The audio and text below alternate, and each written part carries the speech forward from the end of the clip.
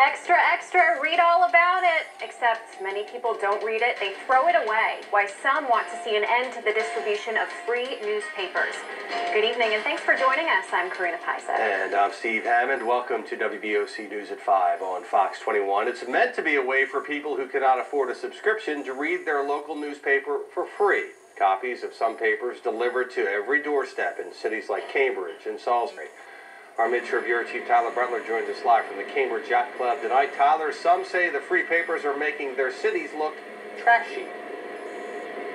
Steve, it's not the content that has people bothered. It's simply the fact that these papers pile up at vacant homes and on rental properties, and some people consider it a nuisance getting a newspaper that they didn't ask for. And for those people, the companies behind these papers do offer a solution. Every Thursday night, the Cambridge Extra is delivered to homes throughout the city. Except it's Wednesday. The papers you see here have been sitting outside since last week, some even longer. Dave Thatcher sees it as a community eyesore. One of the concerns is what it looks like to people who are coming here to buy a home. And they start driving down Locust Street, for instance, and see, all the papers in the yards, as well as the trash in the street, but the papers in the yards. And weather makes it worse. One of the concerns is a newspaper that starts its life looking like this, after a couple days of wind, rain, and cars driving over it, can make it wind up looking a little bit more like this mess on the side of the road.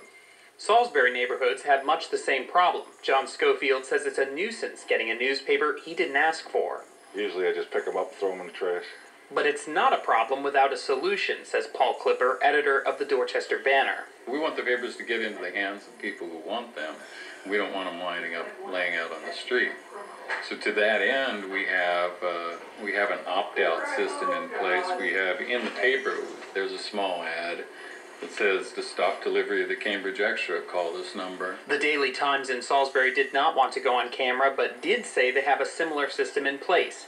And both companies tell their distributors to pick up papers that aren't being used. But that's a practice neighbors say still needs improvement. Now, the numbers to opt out of the two papers we discussed are on your screen now. Some community members have called for a halt to the distribution to neighborhoods altogether and only distributing them through grocery stores. The companies say that's not financially feasible, and there are not a good number of people that do read these papers. I actually did bump into a woman in Salisbury today who says she reads the Wicomico Weekly religiously. Reporting live on the Mid-Shore, Tyler Butler, WBOC News, Cambridge. All right, Tyler.